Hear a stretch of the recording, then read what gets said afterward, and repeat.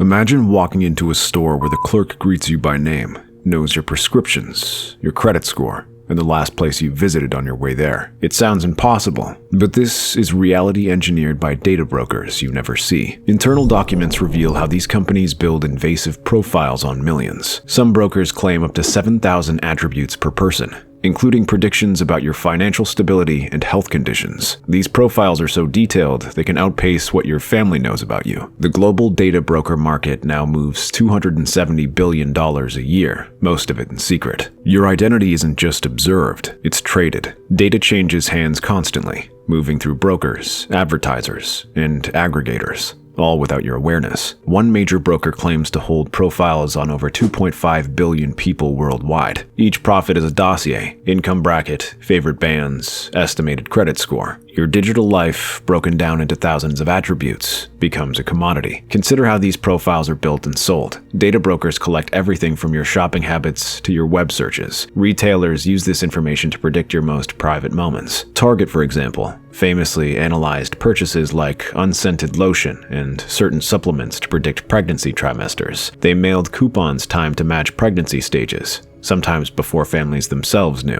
One father discovered his teenage daughter was pregnant because the store's marketing arrived before her confession. Brokers also mine pharmacy records, matching prescription histories to assign risk scores for mental health. These scores, sold to insurers and employers, shape decisions about your life, all without your knowledge or consent. The process is clinical. Your struggles become another data point, stripped of context, sold as a risk index. Location data is another lucrative product. App developers routinely sell movement histories with pinpoint accuracy, down to 2 meters. The Federal Trade Commission recently banned Mobile Wallet for selling sensitive location data, including visits to clinics and places of worship. This information, cross-referenced with other datasets, reconstructs your daily routine. Every stop, every detour, every hidden visit, packaged and sold to marketers and risk analysts. Data brokers don't just categorize, they label. The FTC's investigation revealed segments like urban scramble and expected parent. You're sorted, classified,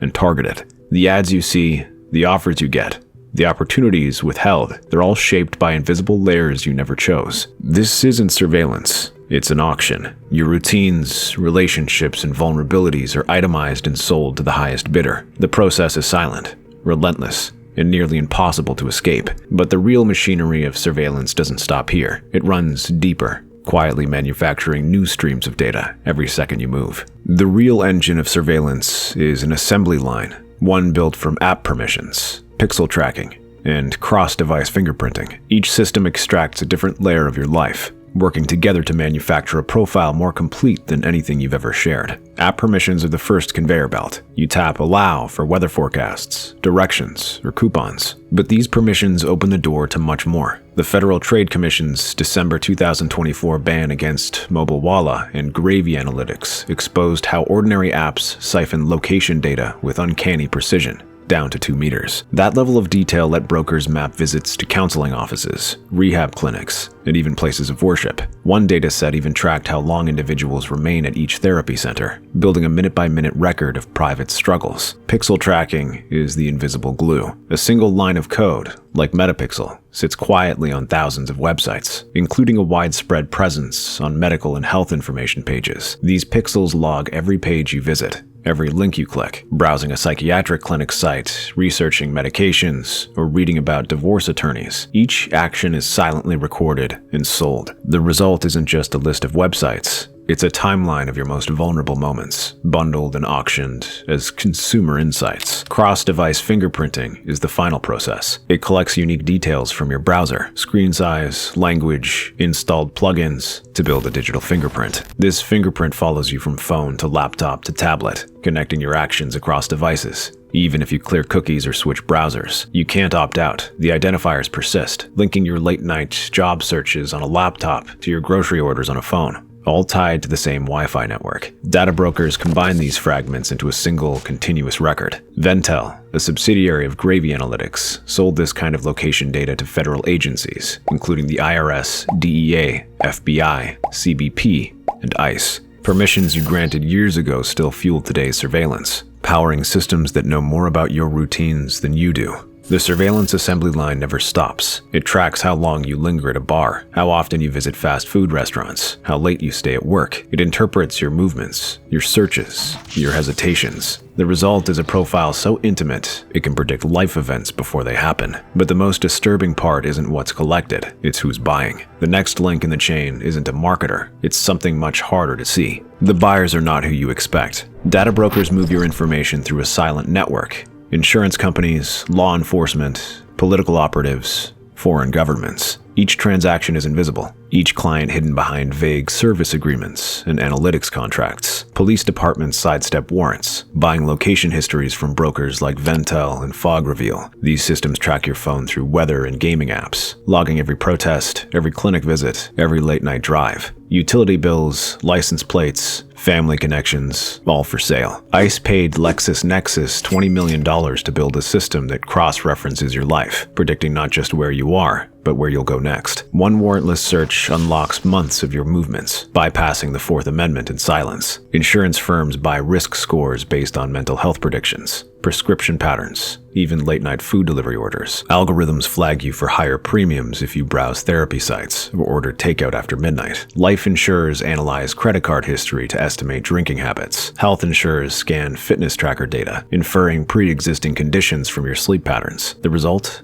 Denied claims, higher rates, and no explanation. Political campaigns use psychological profiles to manipulate. Brokers sell lists labeled anxious parents or economic pessimists. Campaigns test which words trigger fear, which images trigger hope. Some lists identify voters susceptible to conspiracy theories, ranked by how easily they can be swayed. These same data sets travel abroad. Foreign intelligence agencies buy profiles on U.S. military personnel, tracking travel, spending, and even family ties. LexisNexis advertises the ability to identify active duty service members, packaging their browsing habits, shopping preferences, and relationships. Leaked files have exposed coordinates for dozens of army bases, complete with shift change timestamps. Employers scan for workplace risk scores. They purchase social media histories, arrest records, and even neighborhood voting patterns. One service flags job applications who search for minimum wage laws.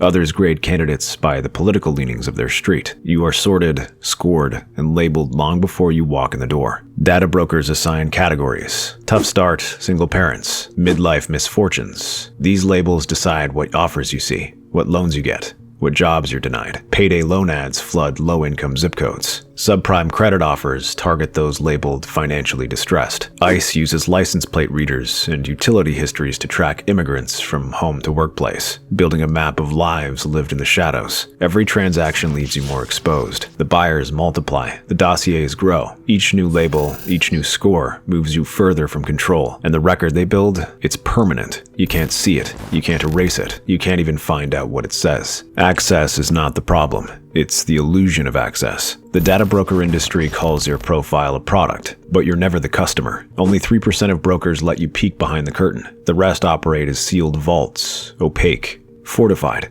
and indifferent to your existence. Try to erase yourself? Axiom demands notarized paperwork and a mailed copy of your ID just to consider deletion. The process drags on for weeks, if it succeeds at all. One journalist mapped out a 47-step gauntlet to remove her data from a single broker. 14 hours locked in broken links in circular menus. 3 months later, her erased profile resurfaced in a new database, sold by a different name. Errors aren't rare. They're routine. Data brokers aggregate from thousands of sources, but accuracy is an afterthought. A woman in Ohio was labeled deceased. The mistake blocked her mortgage. A Texas man's file merged his identity with a convicted felon.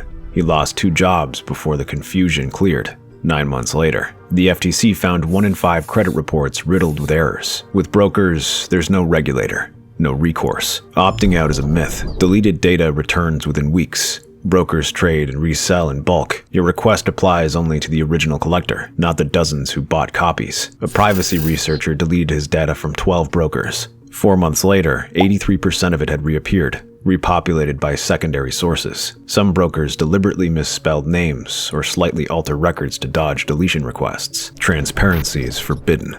Data sources are trade secrets. You can't dispute what you can't trace. One man was flagged as a high-risk driver based on grocery purchases. The broker refused to explain which items triggered the label. Another woman found a fabricated criminal record in her file, attributed to a confidential law enforcement source. No agency would confirm or deny its existence. Even removal services, Incogni, Delete Me, Optory, offer only partial relief. They automate opt-outs, but can't touch every copy. 40% of deleted profiles are reconstructed within a year. Brokers buy back their own data from third parties, creating endless feedback loops. The black box never empties. You're left with a shadow identity, shaped by algorithms and hidden transactions. It's used to judge, sort, and control. You can't see it, but it shapes your world all the same. The system doesn't sleep.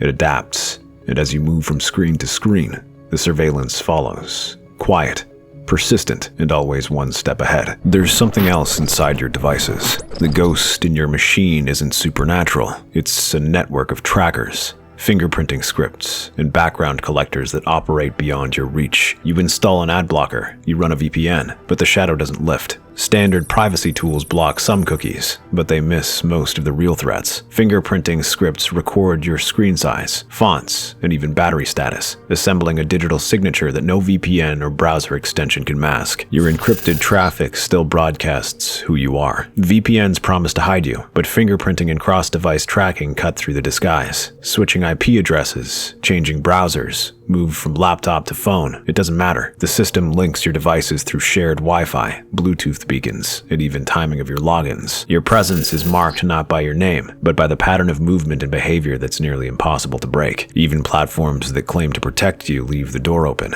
Apple's app tracking transparency touts control, but researchers found 19 separate channels for background data collection after users opt out. Disabling ad tracking doesn't stop analytics SDKs from logging your every tap, swipe, and scroll. A weather app records your altitude, revealing your floor in your apartment building. Health apps sell step counts. Fitness trackers share heart rates with insurance brokers. The data leaks from every corner. Mapped, sold, repackaged. Opt-out services like Delete Me and Incogni fight a losing battle. They send takedown requests, but brokers ignore, delay, or simply relabel your profile. Some services can't touch partner networks, a loophole that covers most of the industry. Even when a record is deleted, it often reappears, sold by a subsidiary or reconstituted from public records. Data brokers hold your information for years, sometimes decades, resisting deletion unless legally forced. Burner phones? They last minutes. Carriers sell activation logs. Wi-Fi networks collect device IDs. Even powered-off phones leak identifiers the moment they reconnect.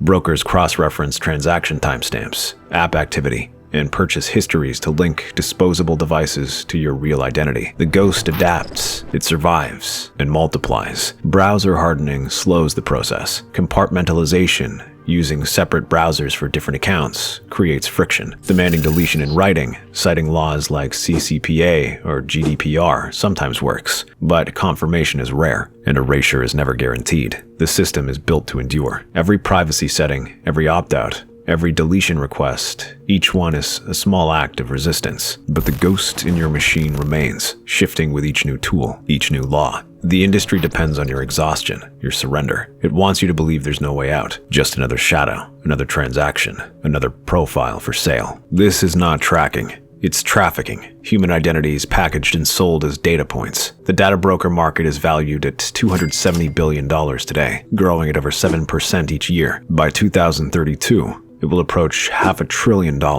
Every year, more profiles are created, more auctions are held, and more lives are reduced to lines in a spreadsheet. They claim privacy is obsolete, yet personal data fuels this expanding industry. Your location history, health searches, and late-night purchases become the raw material for algorithms to decide your access to loans, jobs, and insurance. The consequences aren't theoretical. They're real, shaped by every company that buys your data and every law that fails to protect you.